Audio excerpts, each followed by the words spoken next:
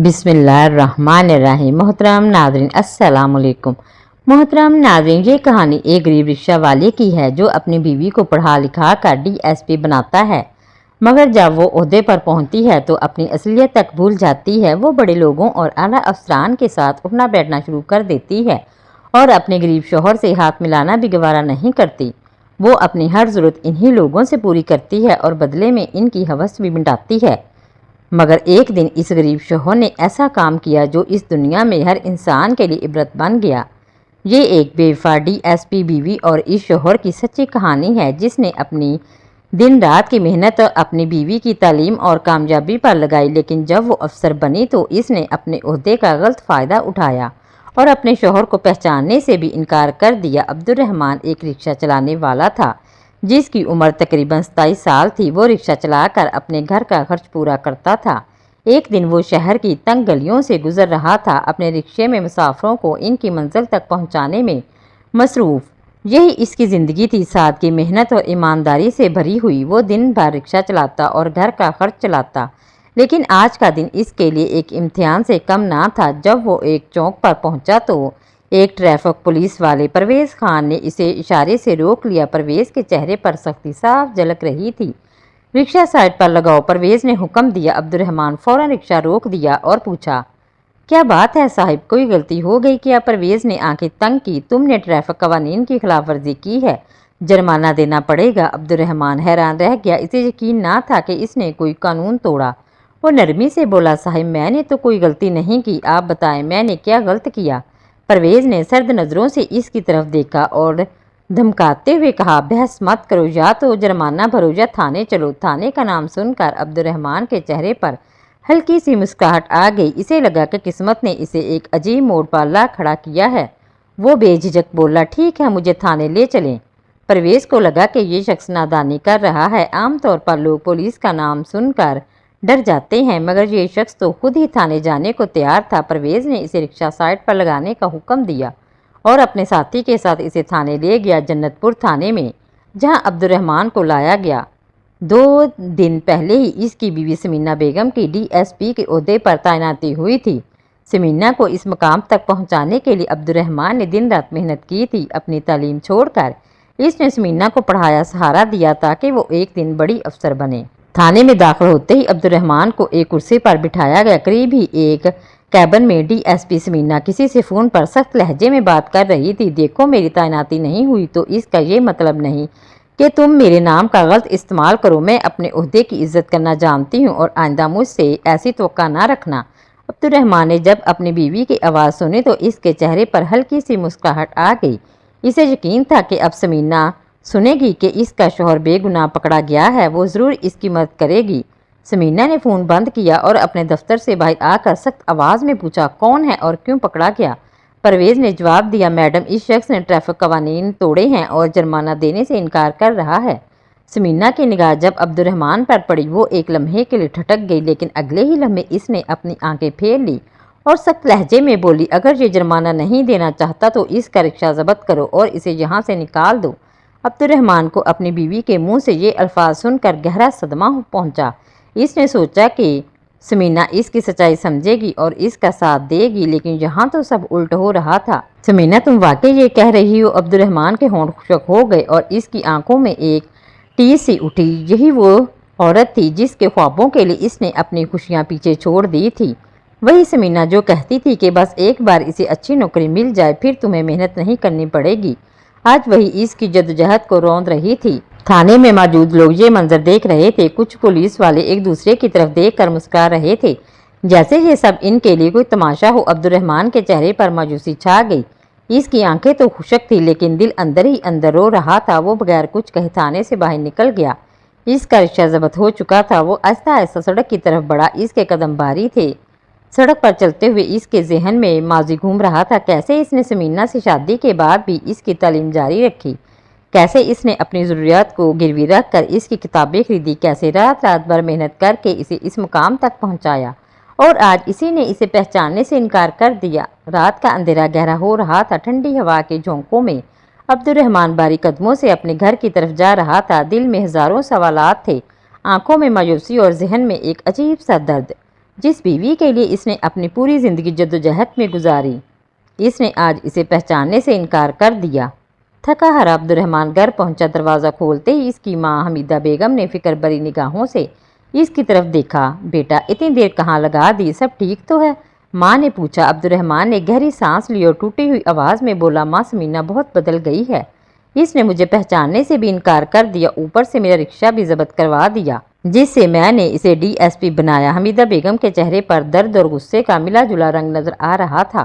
وہ اپنی چوڑیوں والی انگلیوں سے ماتھا سہلانے لگی۔ بیٹا تم نے دن رات محنت کی اور آج وہی لڑکی تمہیں ذلیل کر رہی ہے۔ گھر کے ایک کونے میں عبد الرحمن کا 6 سالہ بیٹا ارسلان اپنی دادی کے پاس کھیل رہا تھا۔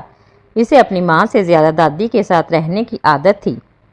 سمینہ ہمیشہ اپنے کیریئر اور تعلیم میں مصروف رہتی تھی، اس لیے اسے ماں کا پیار کبھی ٹھیک سے ملا ہی نہیں۔ بیٹا تم نے اتنا کچھ کیا مگر یہ عورت تیرا احترام تو دور، اب تجھے غریب اور کمزور سمجھنے لگی ہے۔ حمیدہ بیگم کو یقین تھا کہ عبد الرحمن عدالت سے کاغذات بنوا کر رکشہ چھڑوائے گا، لیکن جب پورا دن گزر گیا اور وہ نہ آیا تو سمینہ کا چہرہ غصے سے لال ہو گیا۔ اسے ہو کیا گیا ہے؟ کیا یہ سمجھتا ہے کہ میں خود جا کر اس کا رکشہ واپس کروں گی؟ اس نے دل ہی دل میں سوچا۔ غصے میں بھری سمینہ سیدھی شہر کی ایک کالونی بشیر نگر میں اپنے گھر پہنچی۔ دروازہ زور سے کھولا اور اندر داخل ہوئی تو دیکھا کہ حمیدہ بیگم آرام سے بیٹھی ہے اور عبد الرحمن فرش پر بیٹھا ہے۔ ارسلان اپنی ہی دنیا میں مستی سے کھیل رہا تھا۔ سمینہ کا غصہ بھڑک اٹھا۔ اس نے بغیر سوچے زور سے کہا، تم لوگوں کو بچوں کو سنبھالنا بھی نہیں آتا؟ کیا اس طرح بچوں کی پرورش ہوتی ہے؟ اگر اسے کچھ ہو جاتا تو کون ذمہ دار ہوتا؟ اس کی کڑوی آواز سن کر سب چونک گئے۔ عبد الرحمن نے اوپر دیکھا۔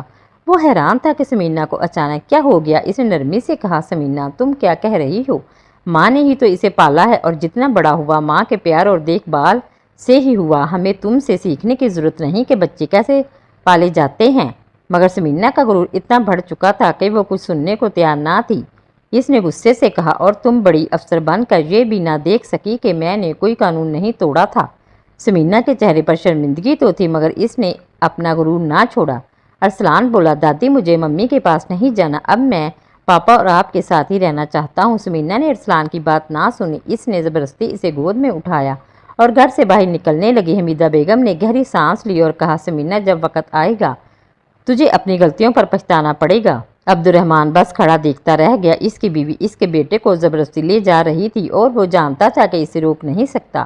اس کے دل میں ایک عجیب سا سناٹا تھا۔ سمینہ ارسلان کو زبردستی اپنے ساتھ اپنے سرکاری کوارٹر شہر اپارٹمنٹ لے گئی۔ وہاں ارسلان ایک بند کمرے میں تھا جہاں اسے وہ پیار اور اپنائیت نہیں مل رہی تھی جو اسے اپنے باپ اور دادی کے ساتھ ملتی تھی۔ جب سمینہ کے والدین غلام رسول اور فاطمہ بیگم کو اس بات کی خبر ملی تو وہ سخت ناراض ہوئے۔ بیٹی کیا تم نے ٹھیک کیا؟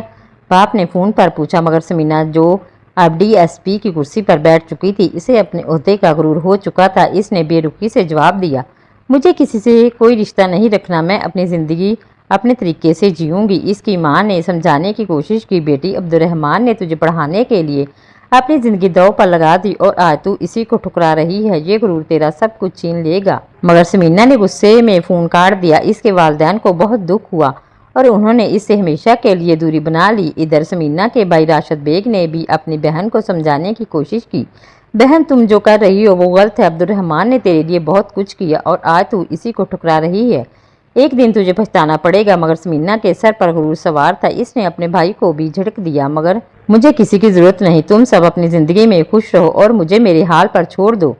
راشد کو بھی یہ سن کر بہت تکلیف ہوئی اور اس نے بھی اپنی بہن سے رشتے توڑ لیے۔ وقت گزرتا گیا۔ سمینہ اپنے بیٹے ارسلان کو خود سنبھال نہ پائی، اس لیے اس نے اس کے لیے ایک ملازمہ نادیہ کو رکھ لیا۔ ایک دن نادیہ ارسلان کو لے کر صدر بازار گئی۔ اتفاق سے اسی وقت وہاں عبد الرحمن کی ماں حمیدہ بیگم بھی کچھ سامان خریدنے آئی تھی۔ جیسے ہی ارسلان کی نظر اپنی دادی پر پڑی، اس کی آنکھیں چمک اٹھی۔ وہ دوڑتا ہوا ان کے پاس پہنچا اور ان سے لپٹ گیا۔ دادی مجھے آپ کے پاس رہنا ہے، مجھے ممی کے پاس نہیں جانا۔ حمیدہ بیگم نے اسے سینے سے لگایا اور جذباتی ہو کر پوچھا، بیٹا کیا ہوا؟ تو اپنی ممی کے پاس خوش نہیں ہے؟ ارسلان کی آنکھوں میں آنسو تھے۔ دادی وہاں ہر وقت ایک انکل آتے ہیں، وہ روز شام کو ممی کے گھر آتے ہیں، ممی ان کے ساتھ گھنٹوں بیٹھ کر ہنستی ہے، اگر میں جاگتا رہوں تو وہ مجھے زبردستی سلاتے ہیں، اگر میں روتا ہوں تو وہ مجھے مارتے بھی ہیں۔ حمیدہ بیگم کا دل اپنے پوتے کی تکلیف سن کر بیٹھ گیا۔ انہوں نے فیصلہ کیا کہ اب یہ بات چھپانے کا کوئی فائدہ نہیں۔ صبح ہوتے ہی انہوں نے عبد الرحمن کو بلایا اور کہا، بیٹا تجھے کچھ بتانا ہے مگر تیرا دل مضبوط ہونا چاہیے۔ عبد الرحمن گھبرا گیا۔ کیا ہوا ماں؟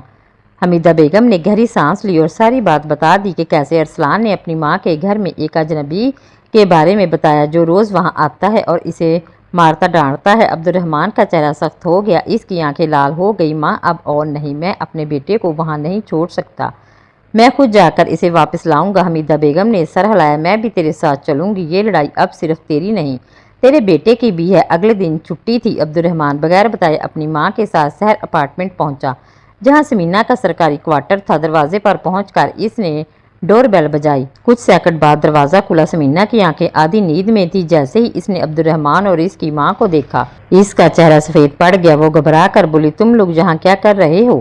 حمیدہ بیگم نے تیکھے لہجے میں جواب دیا، ہم اپنے پوتے سے ملنے آئے ہیں، کیا اس میں کوئی جرم ہے؟ سمینہ کی زبان لڑکھڑانے لگی۔ وہ کچھ کہنے ہی والی تھی کہ عبد الرحمن نے دروازے کو ہلکا سا دھکا دے کر اندر قدم رکھا۔ جیسے ہی وہ کمرے میں داخل ہوا اس کی نظر بستر پر پڑی۔ وہاں ایک نوجوان لڑکا لیٹا تھا جس کے چہرے پر ایک عجیب سی بے شرمی تھی۔ دوسری طرف ارسلان چپ چاپ پڑا تھا جیسے اس کی معصومیت چھن گئی ہو۔ یہ منظر دیکھ کر عبد الرحمن کا خون کھول اٹھا۔ تو یہ ہے تیرا سچ سمینہ؟ اس کی آواز کانپ رہی تھی مگر غصے سے بھری ہوئی تھی۔ سمینہ نے فوراً خود کو سنبھالتے ہوئے کہا، ہاں تو کیا یہ میرا گھر ہے اور یہاں کون رہے گا یہ فیصلہ کرنے کا حق صرف مجھے ہے۔ عبد الرحمن کا صبر جواب دے گیا۔ اس نے سمینہ کو ایک زوردار تھپڑ مار دیا۔ یہ وہی گھر ہے جسے میں نے اپنی محنت سے بسایا تھا اور آج تو اس گھر میں پرائے مردوں کو جگہ دے رہی ہے مگر اپنے شوہر اور بیٹے کے لیے کوئی جگہ نہیں۔ تھپڑ پڑتے ہی وہ نوجوان بستر سے اٹھ کر کھڑا ہو گیا۔ یہ بدتمیز کون ہے جو تجھ پر ہاتھ اٹھا رہا ہے؟ اس نے سمینہ سے پوچھا۔ سمینہ نے غصے میں کہا، یہی ہے میرا ناکارہ جاہل شوہر۔ یہ سن کر عبد الرحمن کا غصہ اور بھڑک گیا مگر حمیدہ بیگم نے فوراً اس کا ہاتھ پکڑ لیا اور کہا، بیٹا اس پر غصہ کرنے کا اب کوئی فائدہ نہیں، یہ عورت خود اپنا گھر برباد کر رہی ہے، اسے سمجھانا بیکار ہے۔ عبد الرحمن نے اپنے بیٹے کو گود میں اٹھایا اور کہا، ارسلان اب میں تجھے یہاں ایک پل بھی نہیں چھوڑ سکتا، چلو میرے ساتھ۔ مگر سمینہ ہنس پڑی، تو اسے لے جانے کی سوچ بھی مت، یہ میرا بیٹا ہے اور میں تجھے اسے چھوڑنے بھی نہیں دوں گی۔ عبد الرحمن نے آنکھوں میں آنسو لیے جواب دیا، اگر تجھے اپنی اولاد سے اتنا ہی پیار تھا تو تجھے اپنی ذمہ داری نبھانی چاہیے تھی، نہ کہ غیر مردوں کے ساتھ گھر بسانے کا سوچنا چاہیے تھا۔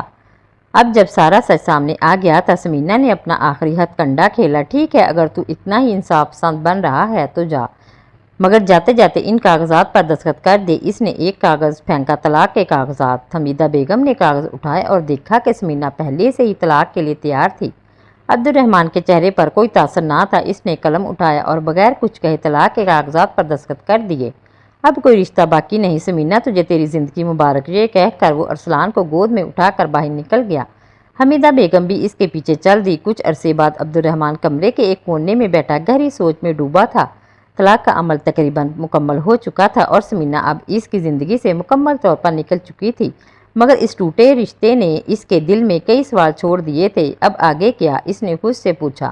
دوسری طرف حمیدہ بیگم اپنے بیٹے کے ساتھ تھی مگر ان کے دل میں ایک ہی خیال تھا کہ کیا کوئی ایسی چیز ملے گی جس سے گھر چلانے میں مدد مل سکے۔ ڈھونڈتے ڈھونڈتے ان کی نظر ایک پرانے صندوق کے نچلے حصے میں رکھے ایک کاغذ پر پڑی۔ انہوں نے اسے نکالا اور غور سے دیکھا، بیٹا یہ زمین کے دستاویز ہیں اور یہ زمین ہمارے نام پر ہے۔ عبد الرحمن چونک گیا، یہ زمین کہاں ہے؟ اس نے پڑھ کر کہا، یہ زمین صدیق نگر میں ہے۔ ماں یہ تو ایک مہنگا علاقہ بن چکا ہے، یہ زمین اب کروڑوں کی ہوگی۔ یہ سن کر حمیدہ بیگم کی آنکھوں میں امید کی کرن جاگ اٹھی۔ اگلے ہی دن عبد الرحمن نے زمین کی قیمت معلوم کرنے کے لیے ایک پراپرٹی ایجنٹ سے رابطہ کیا۔ جب ایجنٹ نے قیمت بتائی تو وہ حیران رہ گیا، زمین کروڑوں میں بک سکتی تھی۔ بغیر وقت ضائع کیے انہوں نے قانونی کارروائی مکمل کی اور زمین بیچ دی۔ چند ہفتوں میں عبد الرحمن کے اکاؤنٹ میں کروڑوں روپے آ گئے۔ اب پیسوں کی کوئی کمی نہ تھی۔ عبد الرحمن نے ایک بڑا اور خوبصورت گھر خریدا جہاں اس کی ماں اور بیٹا آرام سے رہ سکیں۔ یہ گھر اس پرانے گھر سے کہیں بڑا تھا جہاں وہ پہلے رہتے تھے۔ مشکلات دور ہو چکی تھی تو عبد الرحمن نے ایک اور اہم فیصلہ کیا، اپنی تعلیم مکمل کرنے کا۔ وہ پڑھائی میں ہمیشہ ہوشیار تھا مگر سمینہ کی تعلیم کے لیے اس نے اپنی پڑھائی ادھوری چھوڑ دی تھی۔ ماں اب میں دوبارہ پڑھائی کروں گا اور ایک اچھی نوکری حاصل کروں گا، اس نے پر اعتماد لہجے میں کہا۔ حمیدہ بیگم نے اسے دعائیں دی، بالکل بیٹا تیری محنت ایک دن ضرور رنگ لائے گی۔ ادھر حمیدہ بیگم نے بھی ایک نیا قدم اٹھایا۔ انہوں نے گھر میں ہی اچار اور پاپڑ بنانے کا کاروبار شروع کیا۔ اس کے لیے انہوں نے اپنی پرانی جان پہچان نادیہ کو بھی شامل کر لیا۔ آہستہ آہستہ ان کا کاروبار بڑھنے لگا اور ان کی محنت رنگ لانے لگی۔ عبدالرحمن دن رات پڑھائی میں جتا رہا۔ اس نے اپنے مقصد پر پوری توجہ دی۔ تقریباً کچھ سال بعد اس کی محنت رنگ لائی اور وہ سپرنٹینڈنٹ آف پولیس SP کے عہدے پر منتخب ہو گیا۔ یہ خبر پورے علاقے میں جنگل کی آگ کی طرح پھیل گئی۔ لوگ کہنے لگے کہ ایک رکشہ چلانے والا SP بن گیا۔ اس نے محنت اور لگن سے وہ مقام حاصل کیا جو ناممکن لگتا تھا۔ TV چینل اور اخبارات میں اس کی کہانی چھپنے لگی۔ صحافی اس کے گھر پہنچ کر اس کی ماں سے انٹرویو لینے لگے۔ حمیدہ بیگم بھی آنکھوں میں فخر کے آنسو تھے اور ایک صحافی نے پوچھا، آپ نے اپنے بیٹے کو اس مقام تک پہنچانے کے لیے کیا کیا؟ ماں مسکرائی اور بولی، میں نے بس اسے اپنی محنت پر بھروسہ کرنا سکھایا، باقی سب اس نے خود کیا۔ اب جب عبدالرحمن SP بن گیا تھا، اس نے ایک دلچسپ فیصلہ کیا۔ اس نے اپنی تعیناتی اسی علاقے میں کروائی جہاں سمینا کی تعیناتی تھی۔ اب دیکھتا ہوں کہ وردی کا غرور کسے کہتے ہیں، اس نے دل ہی دل میں سوچا۔ کچھ ہی دنوں میں اس نے جنت پور کے شہر میں اپنی نئی پوسٹ سنبھال لی۔ اب وہ پورے ضلع کا سپرنٹینڈنٹ آف پولیس تھا اور سمینا اسی ضلع میں DSP تھی۔ وقت کسی کے لیے نہیں رکتا۔ سمینا جو کبھی اپنے غرور اور طاقت پر اتراتی تھی، اس کی حالت دن بدن خراب ہوتی جا رہی تھی۔ اسی دوران تھانے میں ایک بڑا ایونٹ ہونے والا تھا۔ نئے SP عبدالرحمن کے استقبال کے لیے ایک پارٹی رکھی گئی تھی۔ سب افسران سے رائے لی گئی تو سمینا نے بھی حامی بھر دی۔ ٹھیک ہے، پارٹی رکھ لو، اس نے بغیر کسی جذبات کے کہا۔ اگلے دن پارٹی منعقد ہوئی۔ ایک اسٹیج تیار کیا گیا تھا جہاں سینئر افسران کو خطاب کرنا تھا۔ سمینا کو بھی بلایا گیا تاکہ وہ 2 لفظ کہہ سکے، مگر جب وہ اسٹیج پر چڑھی تو اس کی آنکھوں کے سامنے اندھیرا چھا گیا۔ میرا انجام قریب ہے، یہ سوچتے ہی اسے چکر آ گیا اور وہ وہیں گر پڑی۔ حال میں سناٹا چھا گیا۔ لوگ دوڑ کر اس کے پاس پہنچے۔ DSP میڈم بے ہوش ہو گئی۔ فوراً اسے ہسپتال لے جایا گیا۔ ہسپتال میں ڈاکٹروں نے معائنہ کیا اور بتایا کہ کمزوری اور ذہنی تناؤ کی وجہ سے اس کی یہ حالت ہوئی ہے۔ یہ سن کر عبدالرحمن جو اب SP تھا حیران رہ گیا۔ ایک DSP کی ایسی حالت کیوں ہو گئی؟ اسے سمجھ آ رہا تھا کہ شاید سمینا اب اپنے کیے پر پچھتا رہی ہے۔ زندگی نے ایک چکر مکمل کر لیا تھا۔ جس نے کبھی عبدالرحمن کو گرایا تھا، آج وہ خود نیچے گر چکی تھی۔ سمینا اب صرف ایک موقع مانگ رہی تھی کہ اپنے گناہوں کی معافی مانگے، اپنے بیٹے کو دوبارہ گلے لگائے اور اپنے ماضی کی غلطیوں کو درست کرے۔ سمینا اب مکمل طور پر ٹوٹ چکی تھی۔ اس کی آنکھوں کے نیچے گہرے کالے دھبے پڑ چکے تھے، چہرہ مرجھایا ہوا تھا اور بال بکھرے ہوئے تھے۔ جو عورت کبھی اپنے آپ پر ناز کرتی تھی، آج اپنی ہی زندگی سے ہار چکی تھی۔ ایک دن وہ کسی طرح ہمت کر کے بازار گئی۔ اس نے کئی دنوں سے ٹھیک سے کھانا نہیں کھایا تھا۔ وہ بھوک سے بے حال تھی۔ تبھی اس کی نظر حمیدہ بیگم پر پڑی جو اپنی دکان کے لیے سامان خرید رہی تھی۔ سمینا کا دل زور سے دھڑکنے لگا۔ وہ گھبرائی مگر پھر بھی ہمت کر کے اپنی سابقہ ساس کے پاس گئی۔ اس کی آنکھوں میں آنسو بھر آئے۔ کپ کپاتی آواز میں اس نے کہا، ماں جی آپ کیسی ہیں؟ حمیدہ بیگم نے چونک کر اس کی طرف دیکھا مگر اینک نہ پہننے کی وجہ سے انہیں صاف نظر نہ آیا۔ کون ہو بیٹی؟ مجھے ماں جی کیوں بلا رہی ہو؟ انہوں نے نرمی سے پوچھا۔ سمینا کا گلا روند گیا۔ وہ نیچے جھک کر ان کے پاؤں چھونے لگی۔ ماں جی میں سمینا ہوں، آپ کی بہو، آپ کی گنہگار۔